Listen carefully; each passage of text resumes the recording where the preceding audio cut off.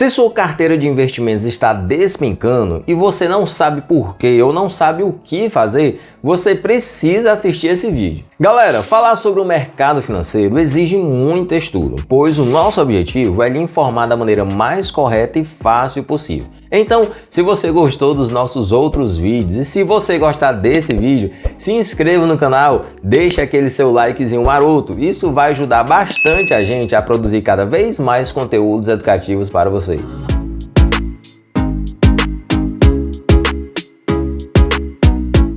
O mercado financeiro é uma máquina que transfere dinheiro dos impacientes para os pacientes. Essa é uma frase dita pelo gênio dos investimentos chamado Warren Buffett. Mas o que isso quer dizer? Investir no mercado financeiro, principalmente no acionário, envolve muitas características e a paciência é uma delas. Não sei se você sabe, mas existem diferentes tipos de investidores que é diferente do perfil do investidor.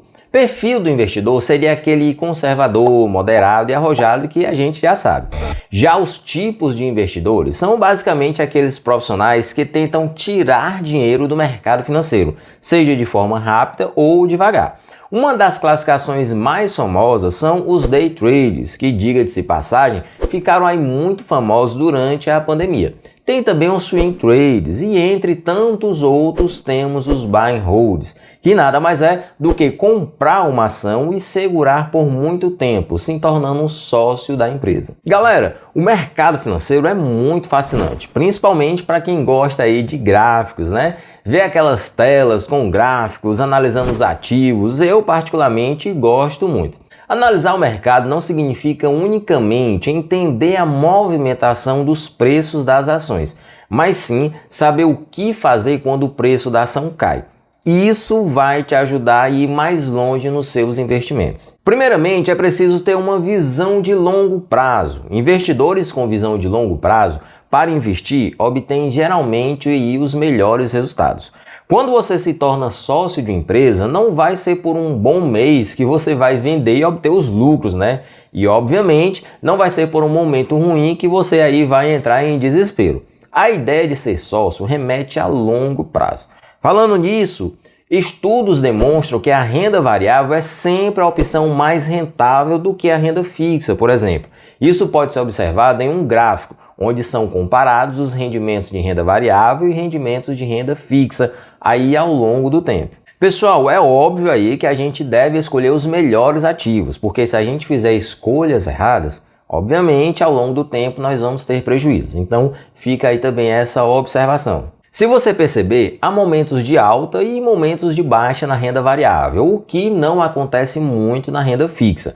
Mas mesmo assim, no longo prazo é sempre muito mais vantajoso aí na renda variável. Lembrando que a ideia é investir o seu dinheiro pensando em um dia viver dos rendimentos, certo?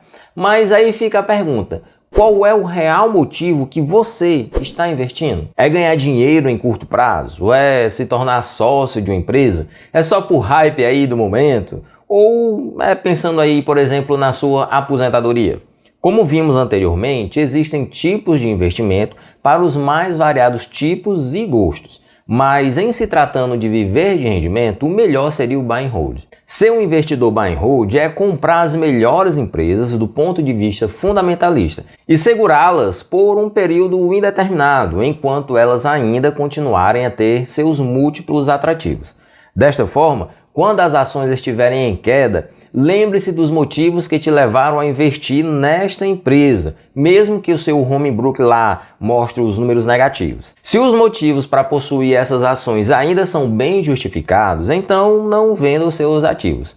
Benjamin Graham escreveu: "O dinheiro de verdade investido será feito não das negociações de compra e venda, mas de possuir e manter as ações, recebendo juros e dividendos e se beneficiando do incremento de valor no longo prazo." Por isso falamos, é preciso investir, mas só isso não basta. Tem que investir bem, com sabedoria. Investir bem é fazer uma análise fundamentalista, como por exemplo, como está o caixa da companhia, você analisou os múltiplos da empresa, você tomou conhecimento dos fatos mais recentes do ambiente corporativo destas empresas. Pessoal, analisar alguns ativos na Bolsa de Valores pode ser feito através de uma análise técnica ou também através de uma análise fundamentalista. Se você quiser saber um pouco mais sobre como funciona essas duas bases, deixa aí no comentário que a gente faz um vídeo explicando bem direitinho cada uma delas. Deste modo, ao interpretar os números e comparar com a qualidade da empresa em questão, uma reflexão é necessária. Os fundamentos mudaram após a queda das ações? Isso é importante analisar, visto que muitas baixas do mercado não têm nenhuma relação com os fundamentos da empresa. Ou seja, se a empresa permanece com lucros constantes e endividamento controlado, por que você vai vender as suas ações? Aí você me fala: Técio, as ações estão caindo. Será que não seria uma boa aí eu vender logo para não ter muito prejuízo? Olha, na minha visão, o objetivo é maximizar os ganhos e minimizar as perdas. No caso em questão, você estaria certo e ao mesmo tempo errado, né? Na verdade, depende do que você está fazendo, depende do que você está analisando, depende do momento do mercado em que você está. São algumas variáveis que são precisos levar em conta antes de tomar uma decisão. Na verdade, grande parte dos investidores não sabem lidar com a queda no preço dos ativos, principalmente porque não entendem a lógica do funcionamento do mercado de capitais. O mercado não sobe em linha reta, as ações não sobem em linha reta. Dentro de um período aí de mais ou menos 10 anos, onde as ações se valorizam muito, há muitos períodos de queda em que o investidor observará seu patrimônio desvalorizando. E isso é completamente natural no mercado. Pode haver crises econômicas, ruídos políticos, pode haver aí uma pandemia. Tudo pode afetar os preços das ações e é meio difícil você perceber o que de fato está fazendo esse preço oscilar. Contudo, se você está posicionado no mercado acionário e não aguenta mais assistir suas ações caindo, tente entender qual a motivação para a queda dos preços e o motivo pelo qual está investindo. Agora, se as ações estão em baixa por problemas nos negócios da empresa, logo você realmente deve repensar sobre o ativo escolhido. Porém, em muitas situações, o preço da ação não tem nada a ver com os fundamentos da empresa, que pode estar em seu melhor momento, mas as ações em queda. Falando nisso, tem algo muito importante: as oportunidades encontradas na queda das ações. Vamos pensar junto. Se a empresa vai bem e suas ações estão em queda, é muito provável que essa diferença seja favorável a você. Calma aí, vamos lá entender. No cenário de crise, volatilidade e queda das ações, as oportunidades surgem para os mais pacientes. Já para os impacientes, as ações em queda significa pânico e prejuízo. Guarde essa informação. Para você entender melhor como isso funciona, eu vou lhe explicar um pouco sobre a ótica da teoria de Dow. A teoria de Dow é uma teoria que aborda a movimentação dos preços de ações e fornece aí uma base técnica para a sua análise. Charles Henry Dow é um grande criador dessa teoria, que levou seu sobrenome como inspiração. Durante toda a sua vida, ele se dedicou a estudar os movimentos do mercado, desenvolvendo aí estudos que servissem como base nas análises técnicas. Em 1887, quando já havia aí dado origem ao índice Dow Jones, Charles trabalhava fortemente na análise técnica, chegando à teoria de Dow. Resumidamente, essa teoria funciona em cima de 6 pontos básicos. Então vamos lá. O primeiro, os índices já descontam tudo. Segundo, o mercado tem 3 tendências. Terceiro, a tendência primária tem 3 fases. Na verdade, são 6 fases observadas por Charles Dow, mas divididas em 2 partes de 3 fases cada uma. Uma em tendência de alta e outra em tendência de baixa. E é em cima desse ponto que eu vou lhe explicar por que você deve ter cuidado na hora de comprar ou vender ações no momento de baixa ou de alta do mercado. O quarto ponto seria: os índices e médias devem confirmar uns aos outros. Quinto, o volume deve confirmar a tendência. E sexto, uma tendência vai ocorrer enquanto não houverem sinais de inversão. Vou lhe explicar como funciona o mercado com base no terceiro ponto da teoria de Dow, onde a tendência primária tem 3 fases. Lembra? 3 em tendência de alta e 3 em tendência de baixa. Então vamos para as 3 em tendências de alta. A primeira fase das 3 em tendência de alta seria a acumulação. O que seria isso? Como essa fase marca o início de uma nova tendência, ela ainda não é propriamente uma tendência e, por essa razão, fica muito difícil identificá-la. O conjunto de investidores é formado pelos grandes players e pela população em geral, que são pessoas físicas e pequenas empresas que investem nos ativos de renda variável.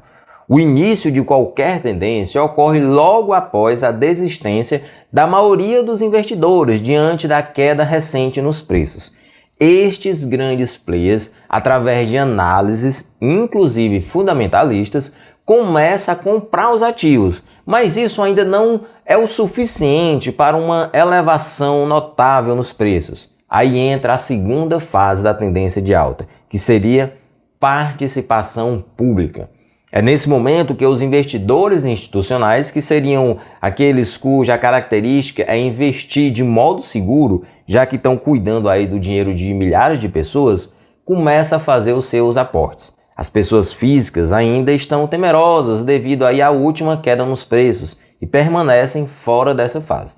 A mídia ainda comenta a fase ruim pelo mercado por onde as bolsas passaram, assustando aí os investidores comuns.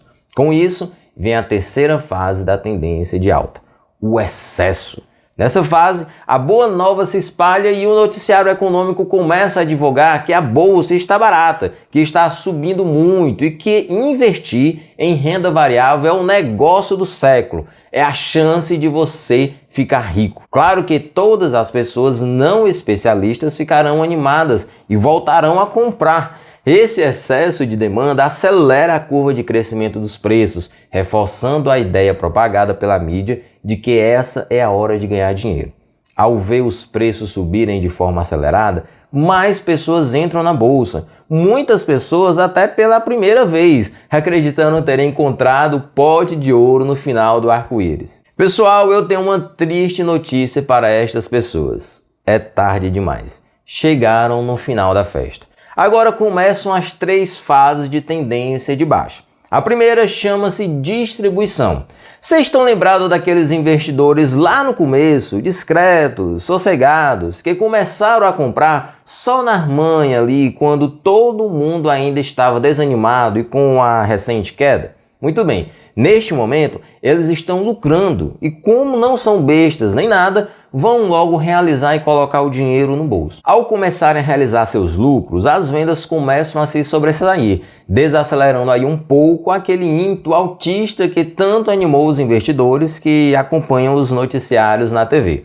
Aí nós vamos para a segunda fase da tendência de baixa, a participação pública. O mercado começa a perceber que houve, de fato, uma desaceleração e a notícia começa a se espalhar. A mídia já não está tão animada e as pessoas começam a desconfiar de que aquela alta aparente não era lá essas coisas e está aí com o pé um pouco no freio. Neste caso, os investidores mais espertos procuram o momento de saída. Ao saírem, aumentam naturalmente o ritmo das vendas e acelera o processo de fim de alta nos preços, iniciando uma nova queda.